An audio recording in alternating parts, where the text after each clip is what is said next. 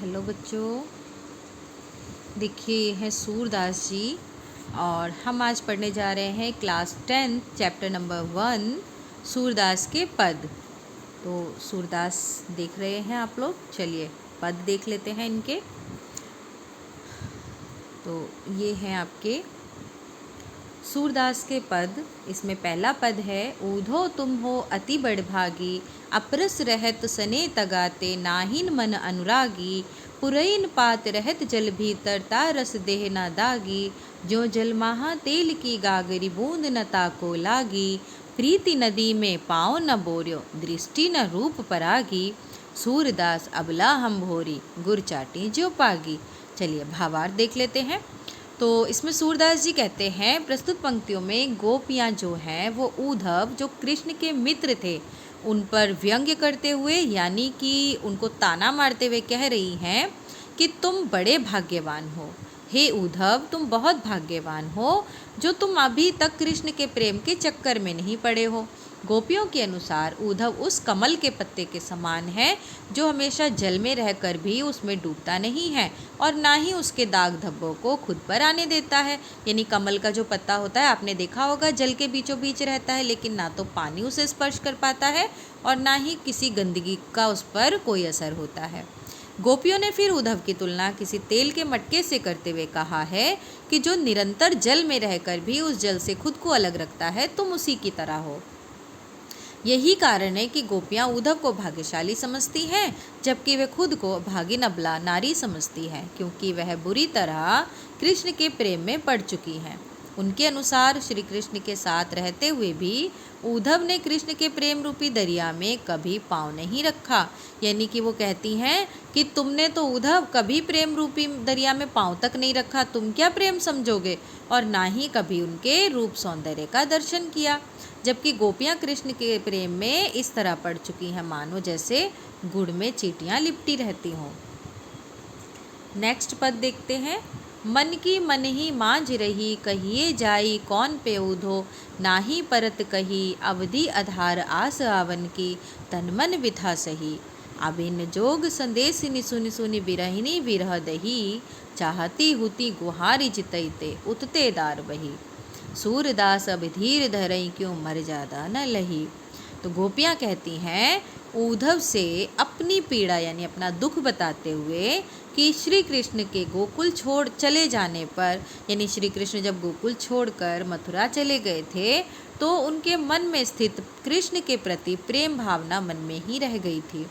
कृष्ण चले गए लेकिन कृष्ण का जो प्रेम था वो गोपियों के मन में रह गया था। वह सिर्फ इसी आशा से अपने तन मन की पीड़ा को सह रही थी कि जब कृष्ण वापस लौटेंगे तो वे कृष्ण को देखेंगी, उनसे प्रेम करेंगी, कृष्ण के समक्ष अपना प्रेम व्यक्त करेंगी और कृष्ण के प्रेम की भागीदार बनेंगी। परंतु जब उन्हें कृष्ण का योग संदेश मिला, यानी कृष्ण ने उद्धव को भेजा और कहा कि गोपियों से कहना कि मेरे प्रेम में अपने आप को परेशान ना करके योग की साधना में लीन होकर अपने जीवन को सार्थक बनाएं। तो तुम्हारा जब ये संदेश मिला जिसमें उन्हें पता चला कि अब लौटकर नहीं आएंगे, तो इस संदेश को सुनकर गोपियाँ टूट सी गईं और अपनी विरह व्यथा को बढ़ता हुआ उन्होंने देखा। अब तो उनके विरह सहने का सहारा भी उनसे छिन गया, अर्थात जिस तरह से गोपियाँ इंतज़ार करती थीं तो अब इंतज़ार की आस भी उनसे छूट गई। अब श्री कृष्ण वापस लौटकर नहीं आने वाले हैं और इसी कारण अब उनकी प्रेम भावना कभी संतुष्ट होने वाली नहीं है। उन्हें कृष्ण के रूप सौंदर्य को दोबारा निहारने का मौका अब नहीं मिलेगा।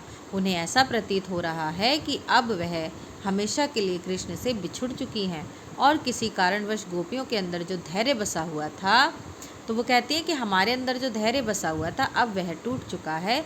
इसी वजह से गोपियाँ वियोग में कह रही हैं कि कृष्ण ने सारी लोक मर्यादा का उल्लंघन किया है, उन्होंने हमें धोखा दिया है।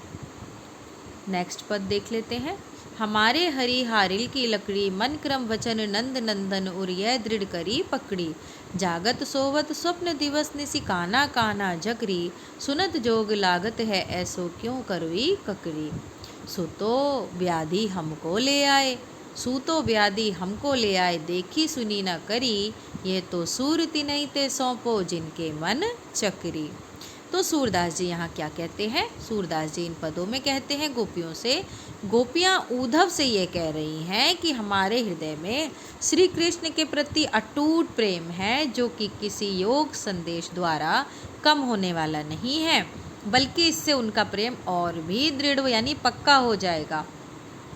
गोपियाँ उद्धव से कह रही हैं कि जिस तरह हारिल यानी एक प्रकार की पक्षी होता है हारिल, वो कसकर अपने पंजों में लकड़ी को पकड़ के रखता है, उसी प्रकार उसे गिरने नहीं देता है, उसी प्रकार हमने हरि के यानी भगवान श्री कृष्ण को अपने हृदय के प्रेम रूपी पंजों से बड़ी ही दृढ़ता से पकड़ के रखा हुआ है।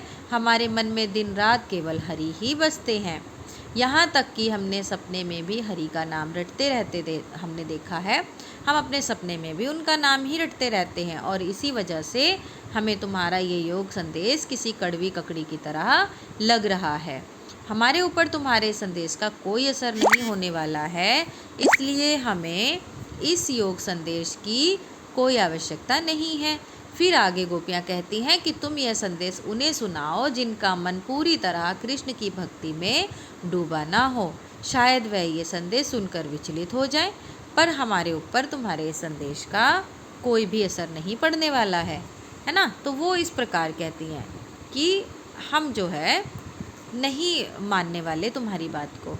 फिर नेक्स्ट देखते हैं, हरि है राजनीति पढ़ी आए, समझी बात कहत मधुकर के समाचार सब पाए, एक अति चतुर होते पहले ही अब गुरु ग्रंथ पढ़ाए, बड़ी बुद्धि जानी जो उनकी जोग संदेश पठाए, ऊधो भले लोग आगे के परहित डोलत धाये, अब अपने मन फेर पाइये चलत जो होते चुराए, देखियो अनीति करे आपुन जे और अनीति छुड़ाए, राज धर्म तो यह सूर जो प्रजा न चाही सताए।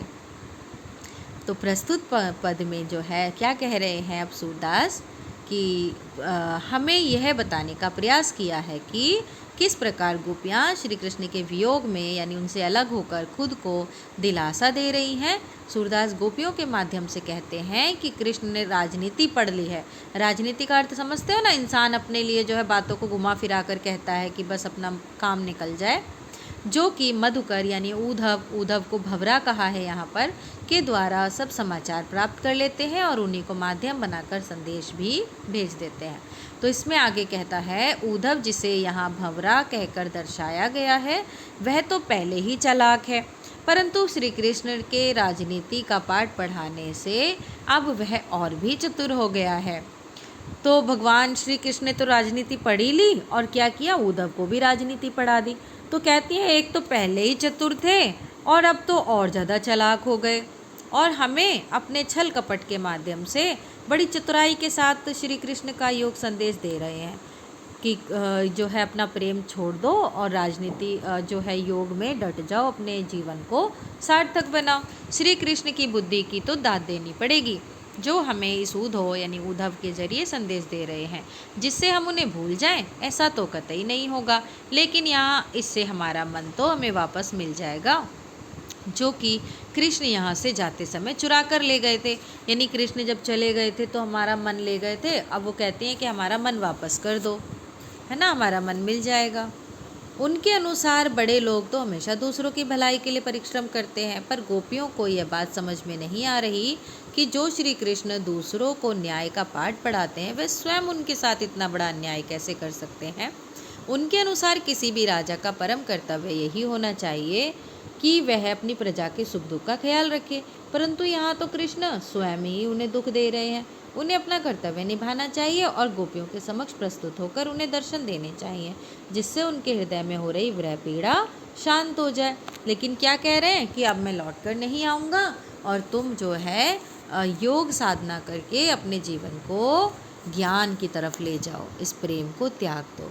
तो कहने का अर्थ ये है बेटा, सारांश ये कहता है कि गोपियाँ जो है कृष्ण के इंतज़ार में, उनके प्रेम में, उनकी विरह में जो है विचलित रहती थी, तो कृष्ण को उनकी फिक्र होती थी, चिंता होती थी, इसीलिए उन्होंने उद्धव को भेजा था ये कह के कि अब जो है प्रेम को छोड़ दो और अपने जीवन को ज्ञान की तरफ अग्रसर कर दो।